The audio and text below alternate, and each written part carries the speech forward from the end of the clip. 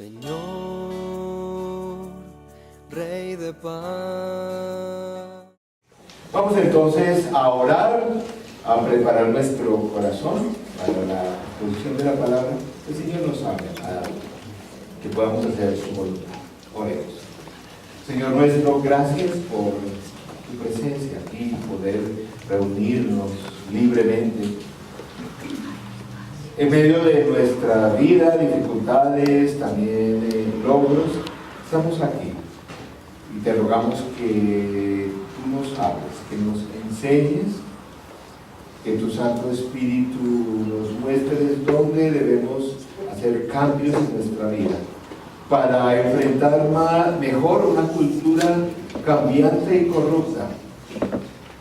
Señor, utiliza este libro de Daniel para acercarnos a ti, para poder realmente ser transformados en medio de un mundo que es muy difícil.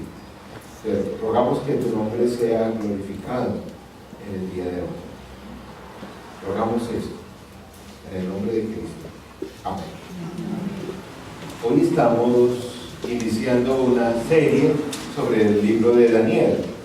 Vamos a tener 6 exposiciones en este libro. Tal vez no todas van a ser seguidas porque vamos a tener algunos invitados especiales para predicar, pero vamos a estar un par de meses, digamos, en el libro de Daniel.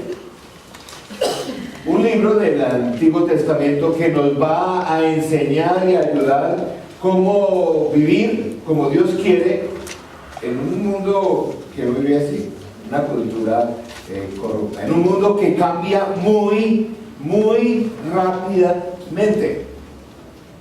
Por ejemplo, me acuerdo, y algunos tal vez comparten esta experiencia, cuando yo empecé a estudiar, los primeros aspectos de estudio, yo tenía que presentar los trabajos en máquina de escribir. Algunos de los jóvenes me miran como uy, pero máquina de escribir, bueno, de teclas sin electricidad, porque después vinieron las máquinas eléctricas y uno podía grabar un párrafo y eso era para uno la machera, y ni se diga los primeros computadores, pues era algo, pues ya era recuerdo empezar a trabajar con WordStar, se llamó uy, hace tiempos. Ahora tabletas y todo lo demás, lectores de voz que rápidamente traducen a texto, pues el mundo cambia muy rápidamente. En medio de esos cambios tan rápidos y acelerados, pues no es fácil estar firmes como creyentes. Y la cultura cambia tanto que también así nosotros a veces nos desubicamos frente a nuestro comportamiento como cristianos. Por otro ejemplo, me acuerdo de niño vivir la experiencia de mis abuelos, una buena pareja, vivían y dormían en el mismo cuarto, pero no en la misma cama. Eso parece que era la experiencia de los abuelos. Y ellos no tenían problemas de matrimonio, pero estaban en camas separadas. Y en los programas de televisión mostraban entonces después que las parejas, los matrimonios, pues dormían juntos en una sola cama. Hace por ahí unos 10 años, ya los medios de comunicación mostraron que ya las parejas no necesitan casarse para dormir juntos. Eso lo muestran hace 10, 15 años, así como obvio, lo que obviamente tiene que ser.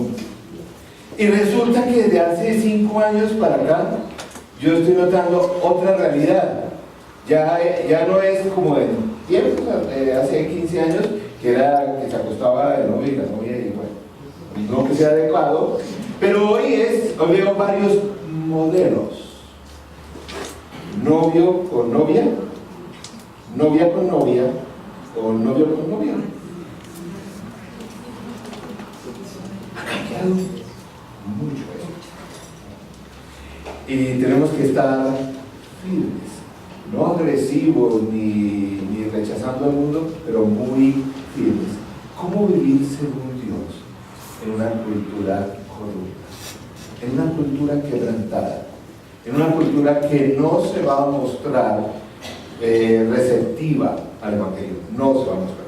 Y si hemos leído la Biblia, vamos a ver que cada día es peor, más agresiva frente al Evangelio. Y vamos a ver el libro de Daniel. Daniel, un personaje excepcional, un hombre que vivió, es igual como decía, pero es decir que le tocó entre dos mundos, dos tipos de reinos.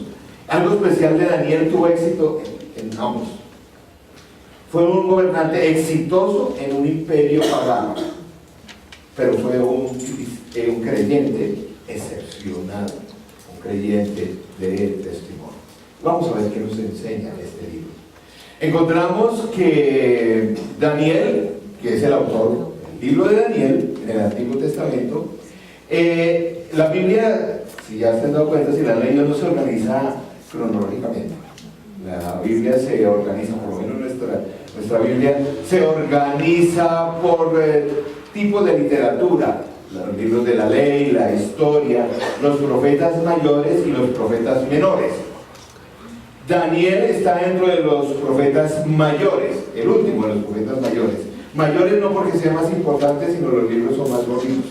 Los profetas menores, que son 12, son libros más pequeñitos, pero de igual importancia histórica. Daniel es uno de esos profetas menores.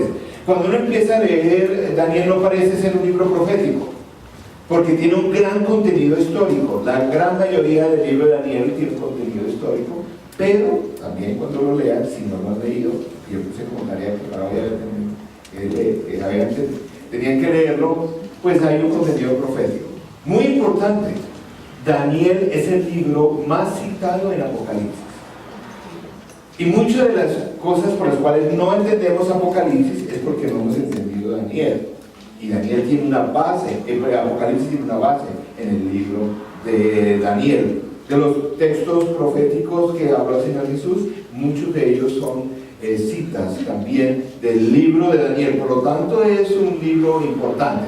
Todos los temas que habla el Apocalipsis acerca de los últimos tiempos se tratan también en el libro de Daniel. A propósito, la última predica sobre Daniel, sí vamos a hablar de esto de los últimos tiempos. ¿Estamos o no en los últimos tiempos? ¿Qué es eso? Eso va a ser para el final de este tiempo.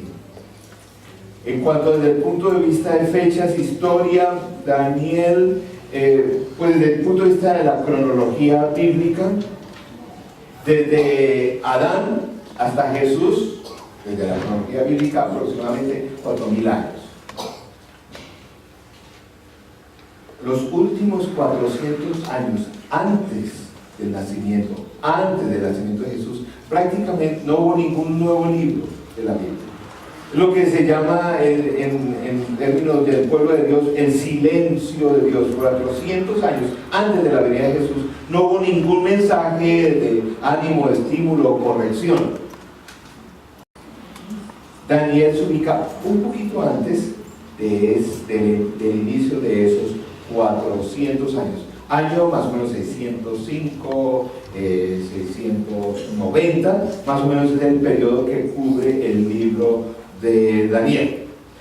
Daniel es un hombre de la tribu de Judá, en aquella época donde se ocurre toda la historia de Daniel. El pueblo de Israel había sido llevado cautivo a Babilonia.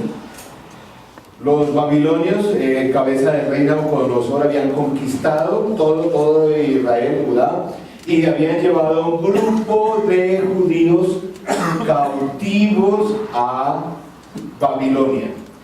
Muy interesante, Babilonia es lo que correspondería hoy al país de Irak. Siempre esa zona ha tenido que ver mucho con la historia del mundo y con la historia del pueblo de Dios. Entonces, esto es importante porque a veces vemos que a Daniel en sus actividades de gobierno como si estuviera en cualquier país civilizado en el día de hoy. No, era un esclavo de un imperio, del peor imperio, el más cruel de aquella época, del imperio más grande. Era un esclavo que llegó a tener los puestos más altos dentro del imperio más poderoso, bajo reyes absolutistas. Era básicamente un desplazado, un exiliado. Ese era Daniel. Pero tuvo gran éxito en confrontar, en vivir, tener éxito en ese imperio, pero nunca comprometió sus principios espirituales. Por eso vamos a estar viendo el libro de Daniel, muy importante para nosotros, muy actual, porque creo que las presiones similares, ambientes similares de corrupción se viven también en el día de hoy, aún persecución como hemos visto en las últimas semanas.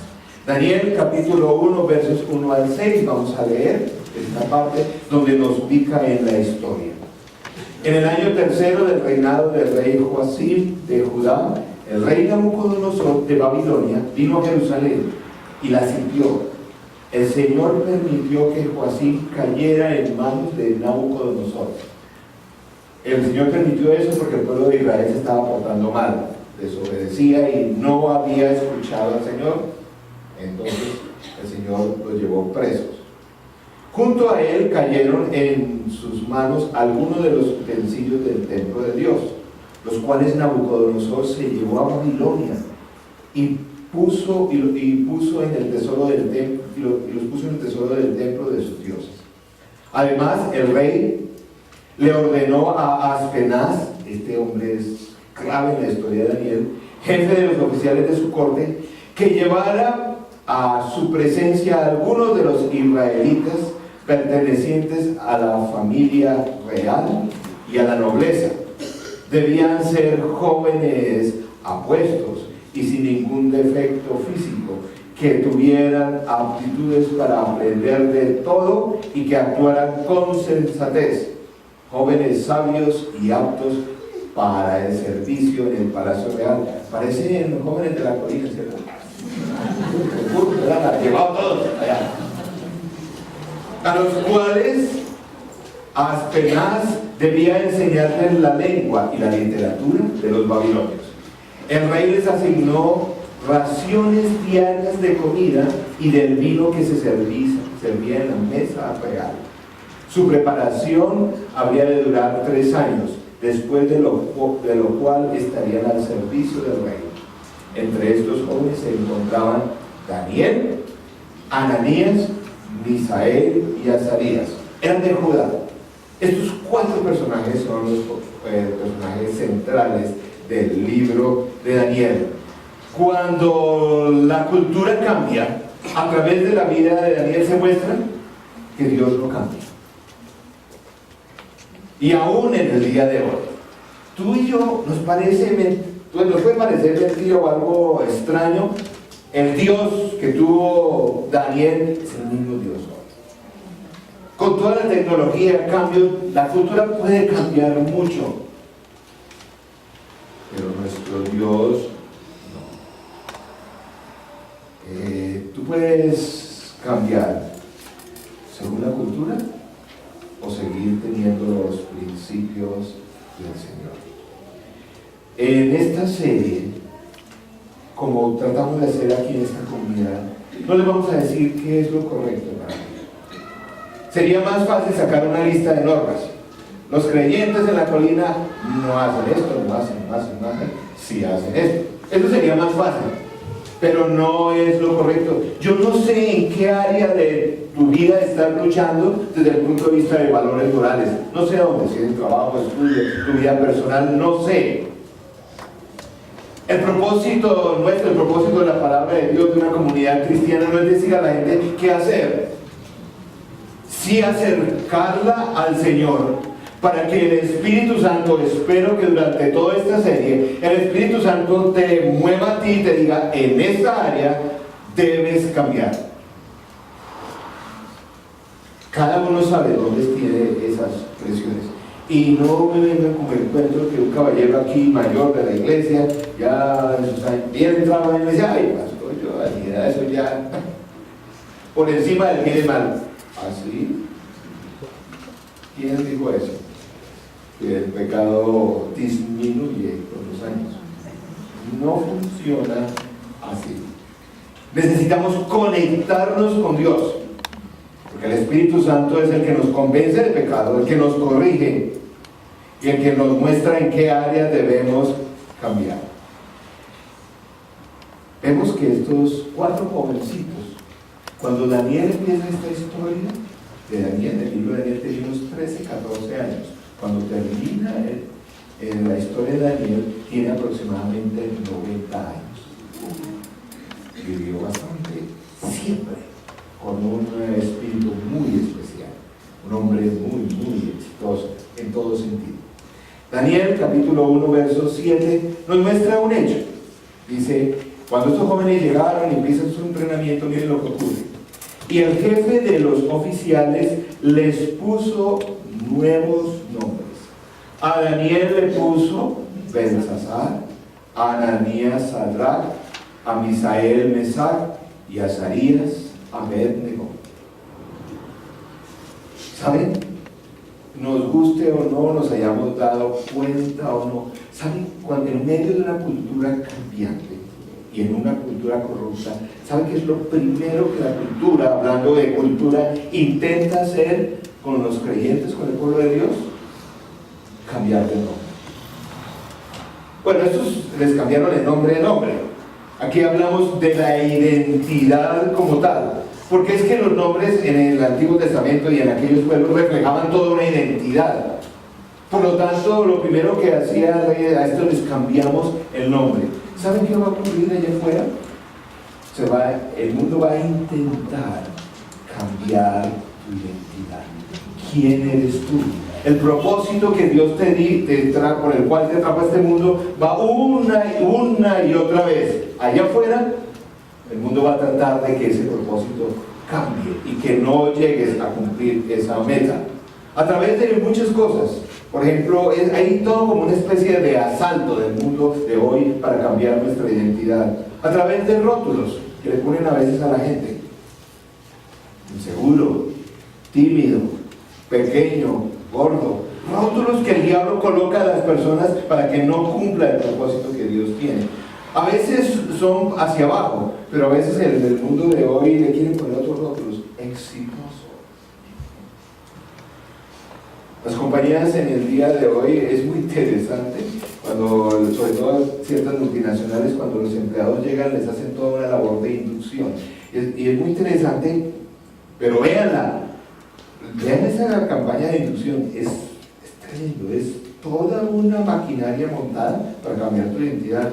Llegan a decir, porque eso te encuentran en seminarios de neurolingüística y todo lo demás, porque a partir de ahora, le dicen así a los empleados, este será tu nuevo hogar, esta será tu familia. Es lo que cuando nosotros como cristianos decimos, no, es que nosotros no necesitamos un nuevo hogar, ya tenemos una familia. Y a través de todo ese lenguaje del día de hoy a la gente se le está buscando transformar su identidad. No servimos a una corporación. Nosotros servimos a un mundo y a un Salvador que ya tenemos en nuestro corazón. Y vamos a ver cómo de una forma tan dramática estos muchachos, al cambiar el nombre, su identidad era golpeada fuertemente. Y es que hay que ver afuera cómo es que nuestra identidad es golpeada. Porque tú y yo vivimos en un mundo donde las condiciones de trabajo a veces... ¿Te han tocado esas empresas donde el trabajador termina la semana y se siente como un gusano? Eso ocurre constantemente. Miren, el ambiente de los estudios, todo el mundo, créanme, está tratando de cambiar esa identidad. Vamos a ver ejemplos aquí con Daniel. Daniel significa Dios es mi juez, o solo Dios determina mi camino. Ese es el nombre de Daniel. ¿Saben qué significa Belsasar? La dama que protege al rey. Muy contemporáneo en el día de hoy. No solamente están tratando de cambiar su función como hebreo, sino su identidad sexual. Y eso tiene mucho sentido en aquella época, que estos jóvenes estaban en el Palacio Real, comían de lo mejor, pero había una cosa que yo digo, Daniel, ni loco, es que los castraban antes de ir a servir al rey. Y si todavía le están diciendo la dama que sirve al rey, pues rápidamente se le quiebra la mano.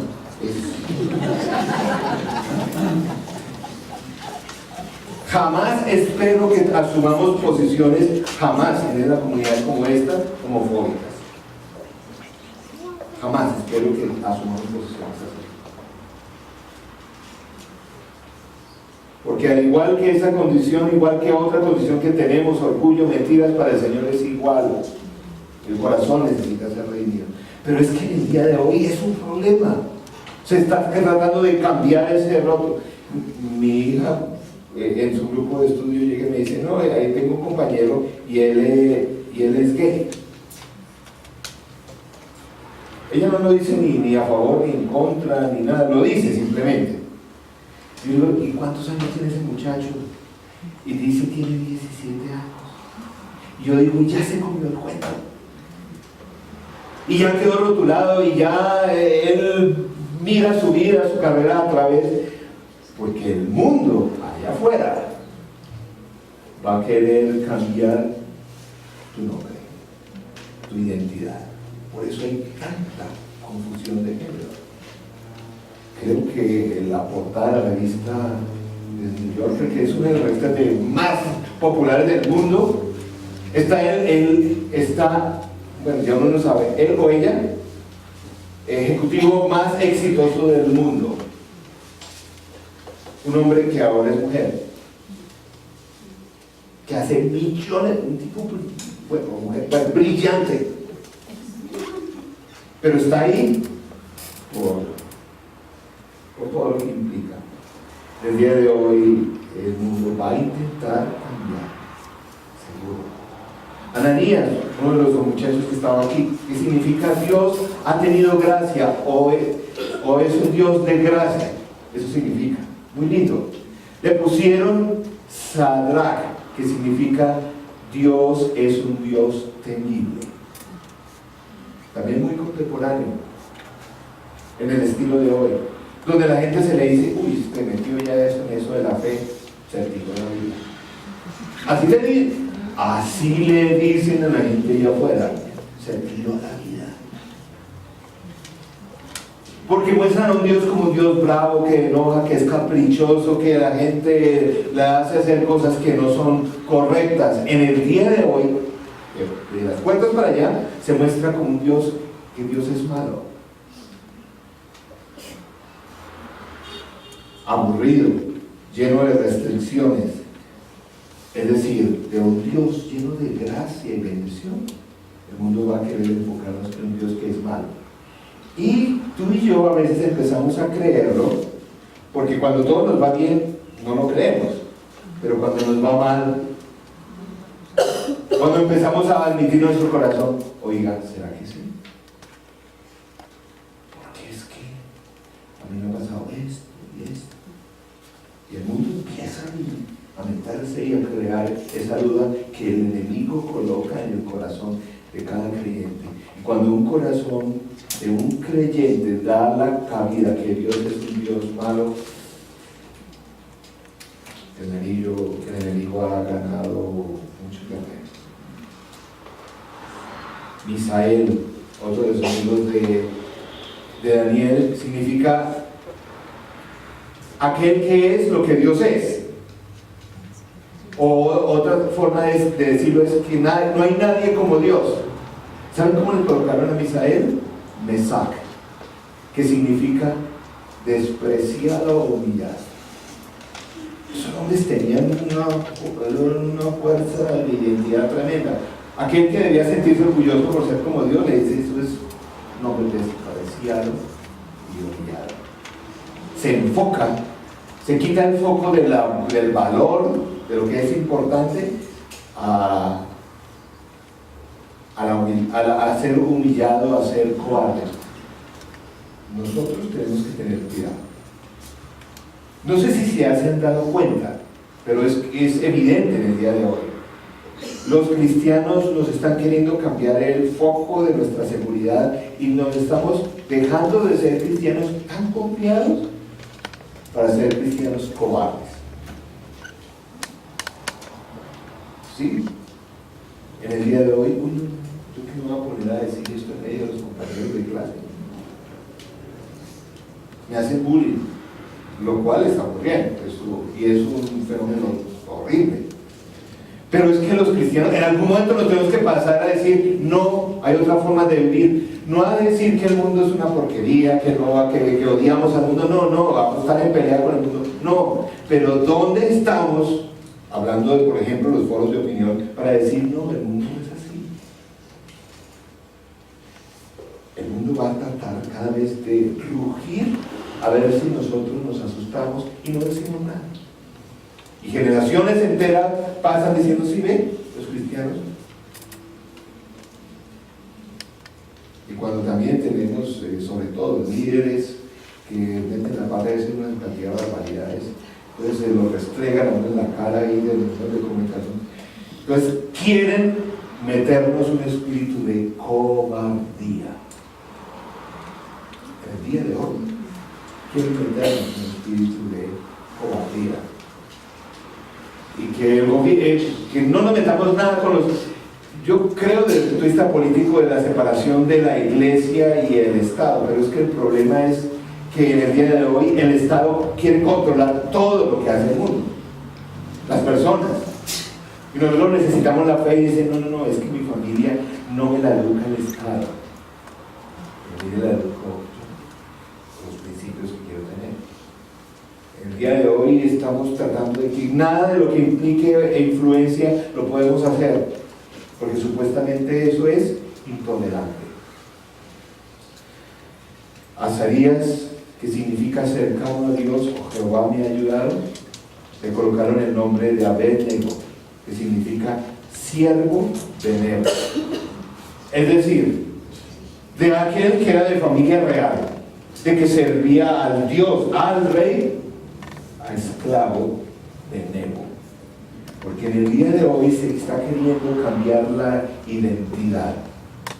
Cantamos, y por eso me alegra que Ernesto haya escogido ese canto de que Él es el Rey. Esto aquí lo cantamos, cantémoslo afuera. El mundo va a decir, ¿cuál Rey? Y va a buscar que le sirvamos a otro Rey. Como hablábamos hace 8 días, dejar a un lado lo que es ser hijo para convertirse en esclavo. Una cultura que se especializa en esclavizar a la gente. Todas las opciones que parecen muy atractivas terminan esclavizando a la gente. Por lo tanto, cuando la cultura cambia, más vale que tú y yo sepamos claramente quién somos en Cristo. Que tú y yo estemos seguros de quién somos en Cristo. Allí es donde otra vez se necesita la iglesia. Sí, la iglesia. Sí, porque ¿saben cuál fue la gran herramienta de estos 4 muchachos? Que se tuvieron en una mano. Cuando el rey y todos los demás le decían, mire, ustedes son unos esclavos, ustedes parecen una mujer, lo que sea, entre ellos decían, no, es así.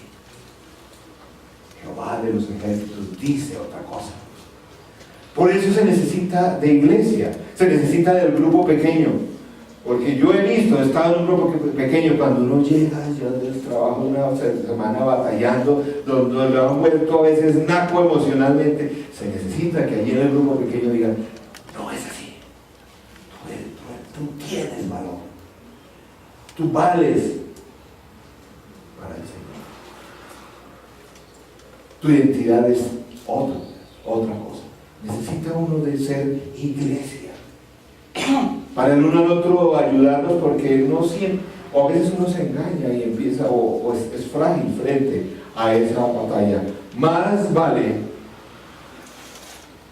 que tengamos clara nuestra identidad en Cristo, porque el mundo va a tratar de cambiar.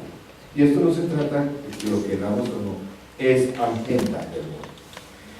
El siguiente versículo nos habla de otra realidad importante en nuestra identidad, en nuestro trabajar en el mundo. Dice Daniel 1:8, pero le cambiaron el nombre y todo eso, pero Daniel, ¿qué?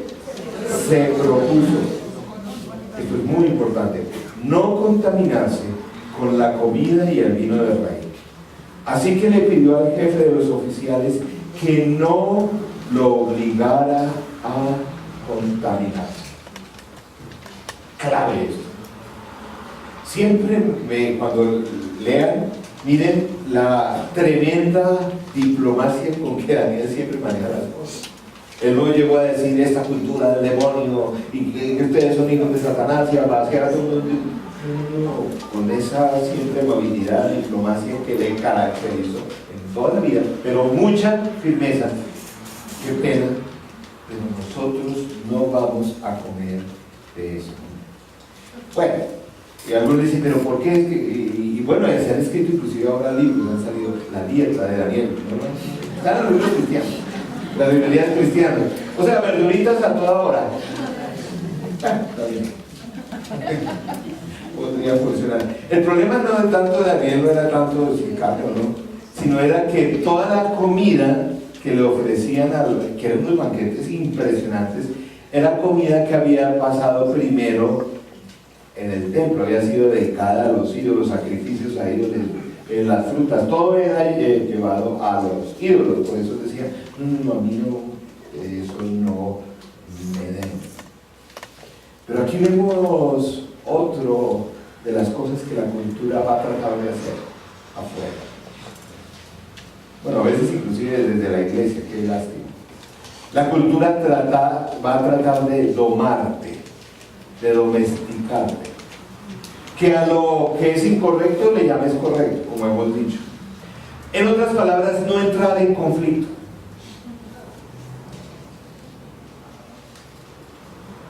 Por eso aquí no vamos a decir la lista de las cosas que hay que hacer o no hacer, porque cada uno seguro debe tener su lista.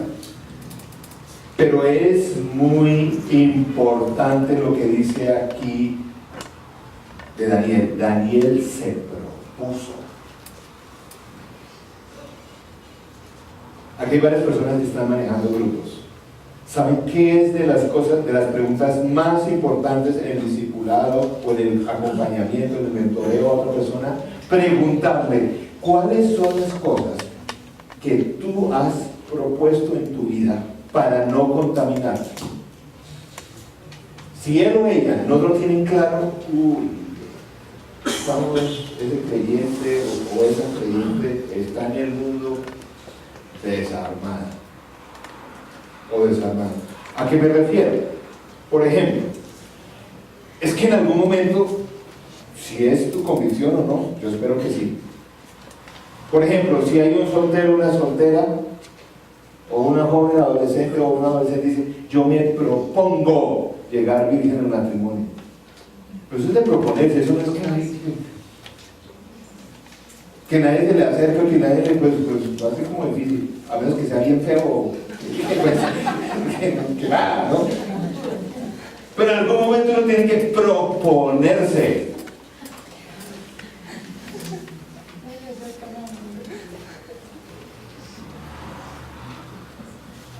En la vida uno tiene que tener esos referentes. Me acuerdo de mi abuelita, que ustedes no la conocían. Pero por ejemplo, ella tenía un hábito. Ella entregaba cuentas, literalmente, porque en esa época era literal, hasta el último centavo. Y era así. Yo entrego cuentas y vueltas hasta el último centavo, y centavo era de centavitos. Porque uno tiene que proponerse en la vida así. Yo tengo que proponerme, no voy a ver determinada película porque no. A propósito, esto del comportamiento desde el punto de vista sexual, quiero hacer una anotación porque se está poniendo una moda ahora en la iglesia, que el regaño y la vaciada son para los adolescentes. Estoy aquí hablando a todo soltero, tenga 20, 30, 40 o 50 años, la abstinencia sexual es para todos, porque está de moda que si tiene 25 para arriba ya se acuesta con quien sea. Estoy hablando dentro de la iglesia. Mire, así como dice, creen que el pastor es como yo. No, que me voy un mes para Europa con mi novia.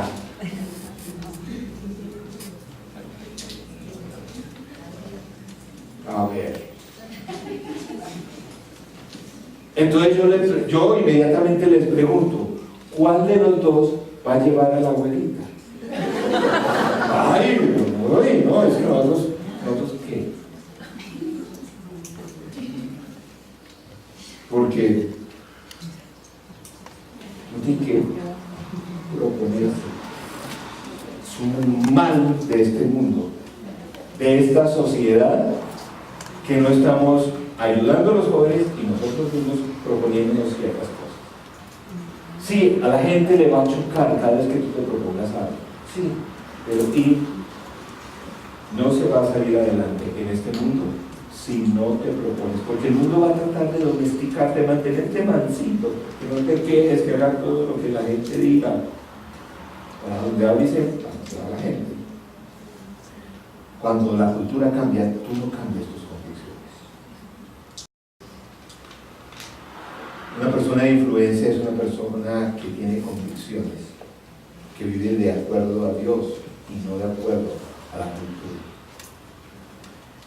Vemos que Daniel sigue y él propone, Señor, no va a comer de esa comidita, y bueno, ahí el jefe que maneja todo el protocolo en el palacio le dice, y aunque Dios había hecho que Daniel se ganara el afecto y la simpatía del jefe de los oficiales, este se vio obligado a responderle a Daniel, tengo miedo de mi señor el rey, pues fue él quien te asignó la comida y el vino. Si el rey llega a verte más flaco y demacrado que los otros jóvenes de tu edad, por culpa tuya, me cortará la cabeza. Y eso era literal.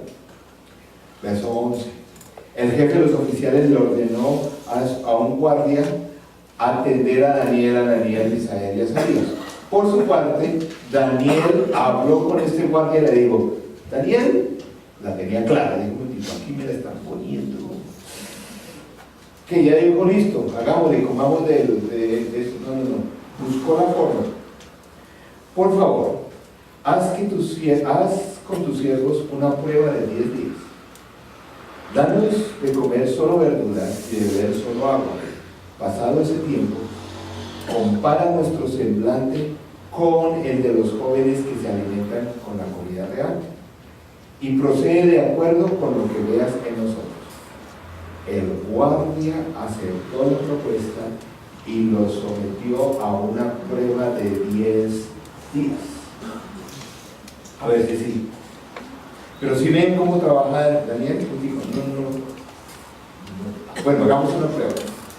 A propósito, cada vez que vean la palabra 10 en la Biblia, se refiere a prueba. Algo que se va a poner a prueba, los 10 mandamientos, el diezmo, es una prueba de ver qué tanto, ¿no? Las 10 plagas. Los discípulos, por ejemplo, estuvieron antes de Pentecostés metidos en el aposentado 10 días a prueba.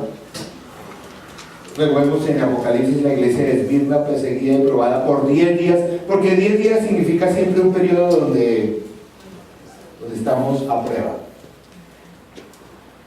tercer cosa que el mundo tratará de hacer. El mundo tratará de probarte, de reclamarte o controlarte. Usted lo ve bien facilito. Porque cuando usted llega a la casa y llega con hambre y se le quema el arroz que estaba preparando y entonces tira la olla ahí en el lavadero. A que no le adivinen qué le dice la cuñada. ¡Ay! ¡Ay! Y esta es la cristiana. ¿O no? Ah, este es el cristiano. Porque eso sí es un experto, ¿no? Miren, tengo un amigo que trabaja en el oficio de la ornamentación. Él es muy devoto, un fiel creyente, y créame que ese medio de la ornamentación es pesadito, entonces no es tan sofisticado como otros medios. Entonces eso se burlan, le dicen pastores, no sé qué, bueno, eso lo tienen asoleado. Un día esto llegó uno de sus camaradas, él es más o menos bajito, como flaquito, y llegó y se le para ahí, ¿no? Al estilo. Usted que dice que cree en ese, porque lleva la Biblia allá y en los platicos hace sus tareas y todo eso, que le ponen en la iglesia. Es un personaje, es una belleza de creyente. Y él allá hace todo el para, así como con ganas de no. Ah, ¿y usted sí cree ese libro? Sí, yo lo creo. Es la palabra de Dios, él responde bien. ¿Seguro que cree eso? Llega y le quita la Biblia, con la misma Biblia, y le manda un bibliazo, ¡pum!, por un lado. Ahí lo veo. Dice, ¿usted seguro cree eso? Según ese libro que usted lee, ahora ponga el otro. Es así, eso es así, directo. En ese mundo no es como andan con, ¿no? Directo, a ver, porque ese libro es que dice eso, que debe ponerlo. Si usted cree ese, le dicen así. Y el amigo se levanta y me dijo, no, sí, yo creo. Entonces ponga el otro. Y el camarón que estaba ahí, no, pero seguro lo cree. Y pues ya le dio como cosita, ¿no? ¿Seguro cree eso? Y mi amigo comete, pero digo, sí, lo creo. Se paró, puso ahí, y ahí le quiso el otro. Levantó, ¡pam!, levantó al otro, lo dejó para el otro lado, con los dos cachetes así como, quedó como equipado. Se para ese muchacho. ¿Y saben qué dice el tipo ese ahí en el trabajo? Es el primer cristiano que veo que cree en ese libro que viene a trabajo. El mundo va a aprobar. ¿O no? El mundo va a aprobarte. Por eso es que andan a medias tintas, eso hasta mal testimonio. No digan que es cristiano. El mundo va a aprobar. Y va a intentar controlarte, dominarte. Cuando la cultura cambia, nunca cedas por la presión. Pero va a haber presión. Va a haber presión. Miren lo que pasa, porque la historia termina de ese capítulo maravilloso. Verso 15 dice: al cumplirse el plazo, estos jóvenes serían más sanos y mejor alimentados que cualquiera de los que participan de la comida real. Así que el guardia les retiró la comida y el vino del rey, y en su lugar siguió alimentándolos con gasolina. A estos 4 jóvenes Dios los dotó de sabiduría e inteligencia para entender toda clase de literatura y ciencia. Daniel podía entender toda visión y todo sueño. Cumplido el plazo fijado por el rey Nabucodonosor y conforme a sus instrucciones, el jefe de los oficiales los llevó ante su presencia. Luego de hablar el rey con Daniel, Ananías, Misael y Azarías, no no encontró a nadie que los igualara, de modo que los 4 entraron directico a su servicio. Pero sobre todo, el verso 20 es lo que nos fortalece en el día de hoy. El rey los interrogó, y en todos los temas que requerían sabiduría y discernimiento, los halló ¿qué? 10 veces más inteligentes que todos los magos y hechiceros de su reino. 10 veces más inteligentes. Ese es el desafío de todo creyente allá en el mundo. Entre otras cosas, ahí es un gran desafío de diligencia y de trabajo de esforzado, ¿no? Porque ustedes no eran unos tipos bien probados. Sabían que tenían 10 veces mejor para estar. 2 preguntas que les dejo ahí. ¿Voy a cambiar el mundo o el mundo me cambiará a mí? Eso es. Y cuando hablo del mundo, es mi mundo, es mi hogar, el trabajo, el estudio. ¿Voy a cambiar el mundo o el mundo me cambiará a mí?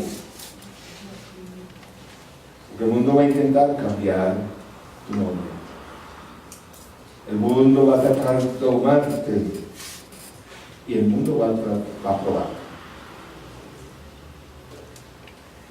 Segunda pregunta que está ahí: ¿mi identidad vendrá de Dios o del mundo? En otras palabras, cuando la gente te ve a ti, ¿a quién ve? ¿Al mundo o a Jesús? Eso es un tremendo desafío. Cuando la gente te ve a ti, ¿a quién ve? ¿Al mundo o a Jesús? Un muchacho se me acercó y me dijo: pastor, ¿usted qué piensa eso de los juegos de video?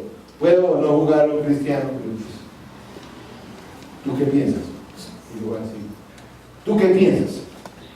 Más bien le dije: ¿qué juego estás jugando? Batalla, no sé qué.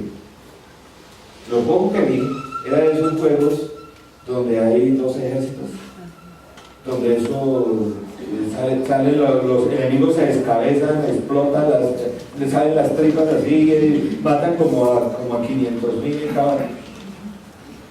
¿Y tú qué piensas? La respuesta es la respuesta más posmoderna que haya escuchado en la vida. Pastor, a mí no me incomoda.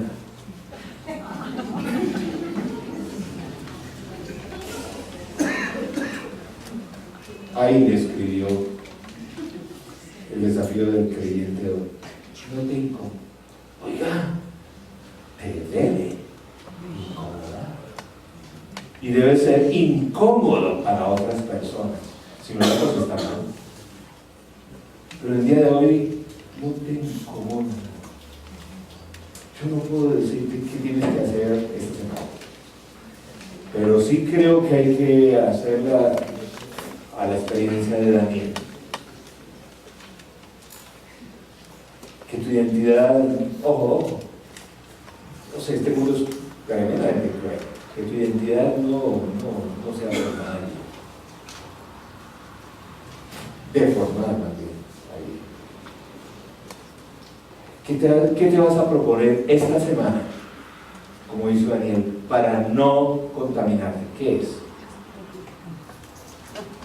Y yo espero que en las próximas consejerías, discipulados, la gente de una u otra se ayude. Bueno, ¿y tú qué te has propuesto para no contaminarte? Porque es que si no, la cosa no está funcionando. Y en tercer lugar, prepárate para la prueba. Pues cuando pases esas pruebas, 10 veces. Un desafío para los papitos y las mamitas. Nosotros tenemos primero que aplicarlo a nosotros mismos.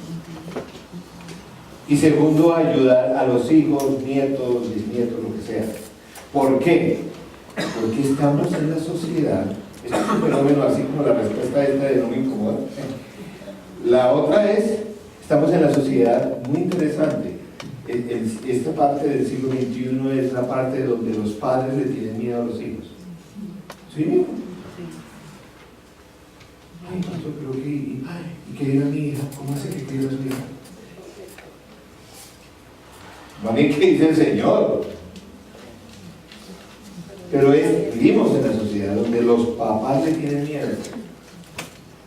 Pues vemos ejemplos de las escuelas que hasta tienen amenazado o matado maestros. Pues no, obviamente no vamos a esos extremos, pero sí. Vivimos en la sociedad donde tenemos miedo a los hijos. Y esos muchachos no van a aprender a proponerse en la vida cosas si no le ponemos nosotros los límites en casa. Qué pena. En mi casa no entra un borracho. Punto. Nunca. Ay, que es que me dio pesar que llegó ese día con tragos. Ese día no entra a casa. O lo que sea, yo no sé cuáles son los que tú tienes que hacer en casa, pero así es el desafío. Pero claro, si nosotros estamos siendo ejemplo, pues ¿qué límites vamos a poner? Si tú no te has propuesto cosas que dices, no, yo no sé qué es. Por ejemplo, hay una que me acuerdo ahora que hizo un joven muy valiente, chévere. En mi vida veo una película pirata, y así lo he hecho hasta el día de hoy. O con los que llegan a Caluya y una vez, ¿no? Bueno, en fin, cada uno, yo no voy a decir qué tienen que hacer ustedes, cada uno verá dónde tiene que tomar. Bueno, que el Señor nos ayude a todos, porque 10 veces, se me queda una cosita, perdón. Hoy vamos a ver esa experiencia maravillosa en el próximo servicio de personas que han tomado la decisión de bautizarse. Porque como creyente, eso es de lo primerito que hay que hacer. Si no eres capaz de pararte al mundo y decir yo soy discípulo de Cristo y bautizarte, pues todavía estás lejos de impactar algo. Por lo tanto, qué bueno, estamos súper contentos por esas vidas que han decidido, pues digo, yo sí, y me voy a bautizar. Qué bueno, que ese ejemplo lo podamos seguir aquellos que aún no han tomado esa decisión. Vamos a ver. Señor nuestro, gracias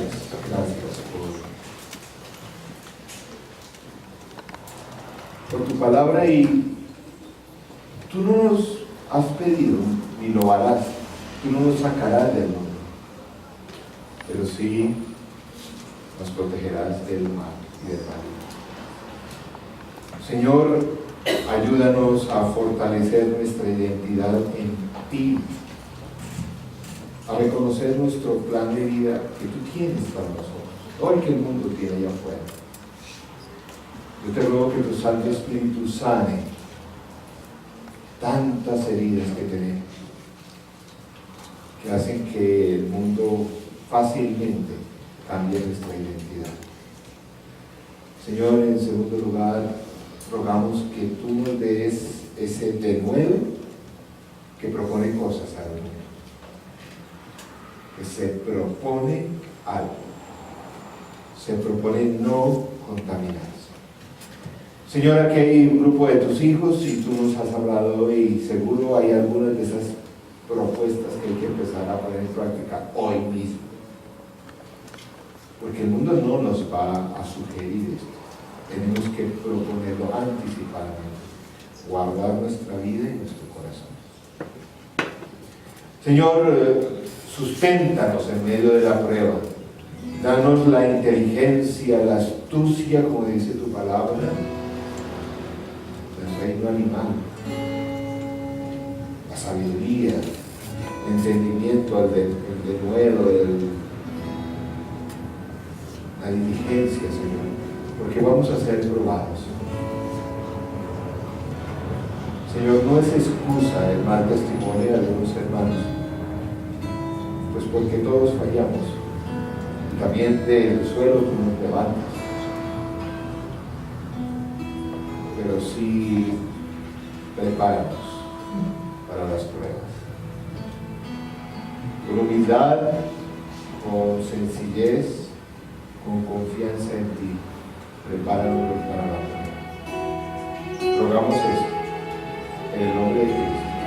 Amén.